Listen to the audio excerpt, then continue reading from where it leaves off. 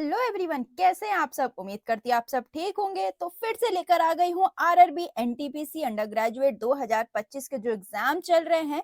आज उसका एग्जाम हुआ था 11 अगस्त को। उसकी फर्स्ट शिफ्ट के मैं सारे क्वेश्चन लेकर आ गई हूँ। ये सारे क्वेश्चन आपके एक रिवीजन का टाइप काम करेगा। जो क्वेश्चन आप लोगों ने बताए हैं वही क्वेश्चन मैं लाई हूँ, लेकिन उनके साथ एडिशनल इन्फॉर्मेशन भी लाई हूँ एक्सप्लेनेशन के साथ, जो बहुत हेल्पफुल होने वाले हैं आपके आने वाले एग्जाम को। तो वीडियो अच्छी लगे लाइक करना, चैनल को सब्सक्राइब करना मत भूलना, बेल नोटिफिकेशन जरूर ऑन कर लेना, ताकि मैं अगर ऐसी वीडियो लाती रहूं तो आपको पूरी नोटिफिकेशन मिल जाए। तो देखते हैं क्या क्वेश्चन आए थे आज फर्स्ट शिफ्ट में। पहला क्वेश्चन था उदय, जो सरकार की एक योजना है। मैं यू का अर्थ क्या है, तो पहले हम उदय देखते। उदय है क्या? उज्जवल डिस्कॉम एश्योरेंस योजना स्कीम। तो उसमें यू जो है वो उज्जवल है। तो सिर्फ ये पूछा था कि यू किसको स्टैंड करता है। ठीक, इसे विद्युत मंत्रालय द्वारा 2015 में लॉन्च किया गया था, जिसके तहत राज्य एवं केंद्र शासित प्रदेशों की घाटे में चल रही विद्युत वितरण कंपनियों को घाटे से उबारने एवं उनकी वित्तीय स्थिति को सुदृढ़ करने का कार्य किया जा रहा है। ठीक, यहाँ तो यू का फुल फॉर्म पूछा। बाकी आप लोग से पूरा फुल फॉर्म पूछ सकते हैं, प्लस ये पूछ सकते हैं कब लॉन्च हुआ है और ये क्या काम करता है। पूरी इसीलिए डिटेल में लिस्ट ला रही हूँ। ठीक, फिर पंचायत चुनाव लड़ने के लिए न्यूनतम आयु क्या होनी चाहिए? 21 वर्ष।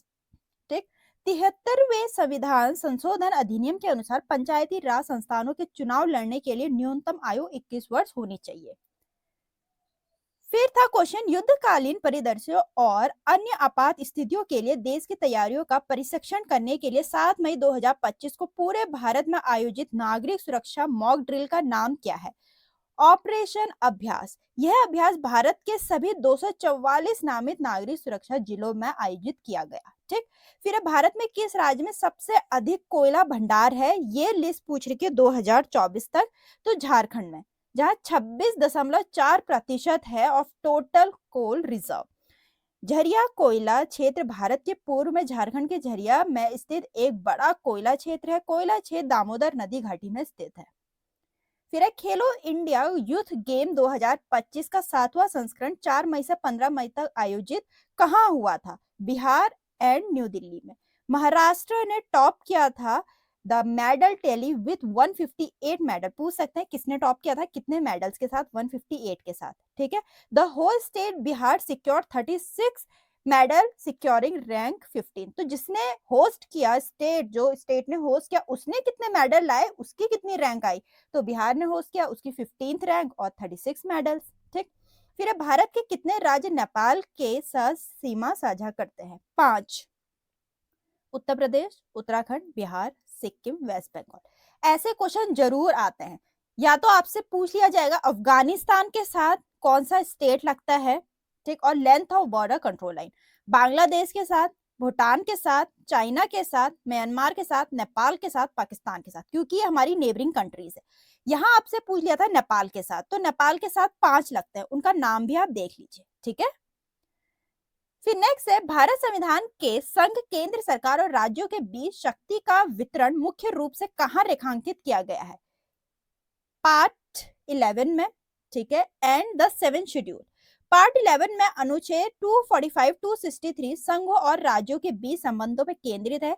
7वीं अनुसूची विधायी शक्ति के विभाजनों को 3 सूचियों के माध्यम से निर्दिष्ट करती है: संघ सूची, राज्य सूची, संवर्ती सूची। भारतीय संविधान में केंद्र और राज्यों के बीच शक्तियों का वितरण उनके भारत सरकार अधिनियम 1935 में प्रदत्त योजना पर आधारित है। अनुच्छेद 246 7वीं अनुसूची की 3 सूचियों का उल्लेख करते हुए संसद और राज्य विधानमंडलों के बीच विधायी शक्तियों के वितरण को विशेष रूप से परिभाषित करता है। एक एक पॉइंट इंपॉर्टेंट है, इसलिए पूरा एक्सप्लेनेशन में लाई हूँ।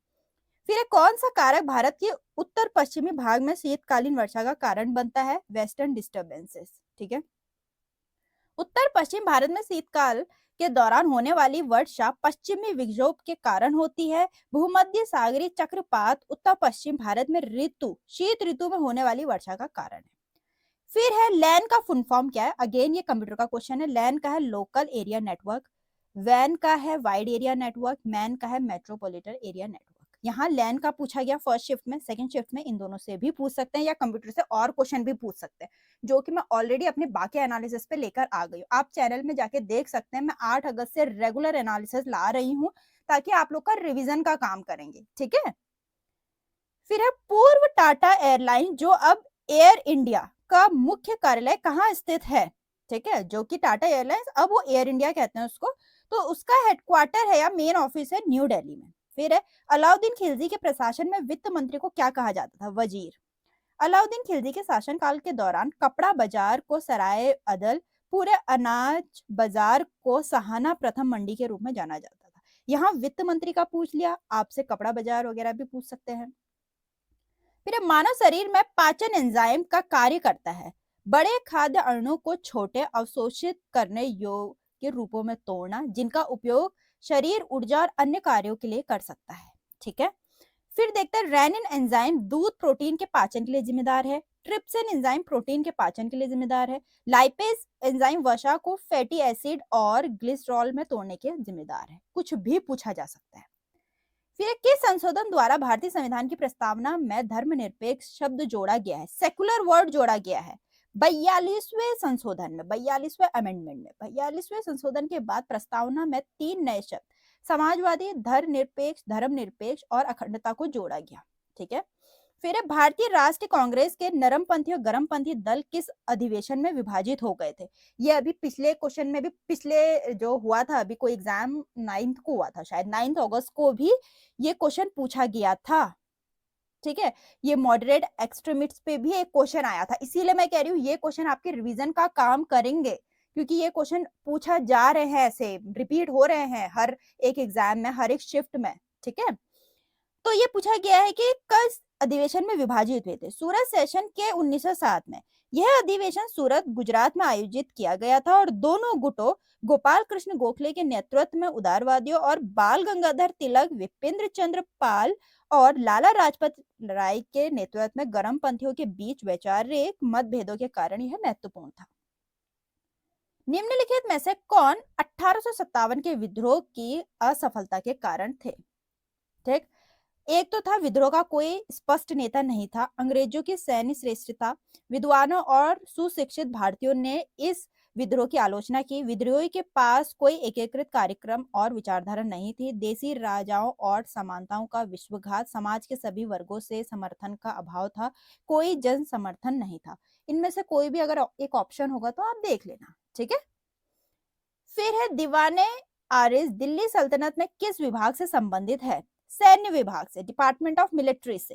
ठीक है, इसे सर्वप्रथम बलबन ने शुरू किया था, इसका नेतृत्व आरएज मुमकल ने किया था। ठीक, मुमलिक ने किया था। दीवाने इंशा साहिब पत्र व्यवहार का प्रभारी था, दीवाने रिसालत विदेशी मंत्री था, दीवाने कजा न्याय विभाग का प्रमुख था, सदर उस सुदूर धर्म विभाग का मंत्री था। ठीक, फिर एक कंप्यूटर चालू करने और विंडोज पे लॉग ऑन करने के बाद आपको कौन सा स्क्रीन क्षेत्र दिखाई देता है? डेस्कटॉप दिखाई देता है जब हम कंप्यूटर को लॉग ऑन या टर्न ऑन कर देते हैं। फिर मणिपुर के लाई हरोबा उत्सव में महिला कलाकारों को क्या कहा जाता है? महिला आर्टिस्टों को क्या कहा जाता है? माईबीज। ठीक, फिर किस संवैधानिक संशोधन द्वारा भारतीय संविधान में भाग 9B जोड़ा गया? 97 कॉन्स्टिट्यूशनल अमेंडमेंट एक्ट में। ठीक, तो 97 संविधान संशोधन अधिनियम, जिसे सहकारी समितियों को राज्य के नीति निर्देशक सिद्धांतों के एक भाग के रूप में मान्यता दी गई, भारतीय संविधान के अनुच्छेद 19 और 243 में संशोधन किया। फिर संयुक्त राष्ट्र जलवायु कार्रवाई शिखर सम्मेलन 2019 निम्नलिखित में से किस शहर में आयोजित किया गया था? न्यूयॉर्क में। ठीक, फिर चंद्रगुप्त मौर्य किसको उखाड़ फेंक कर राजा बने?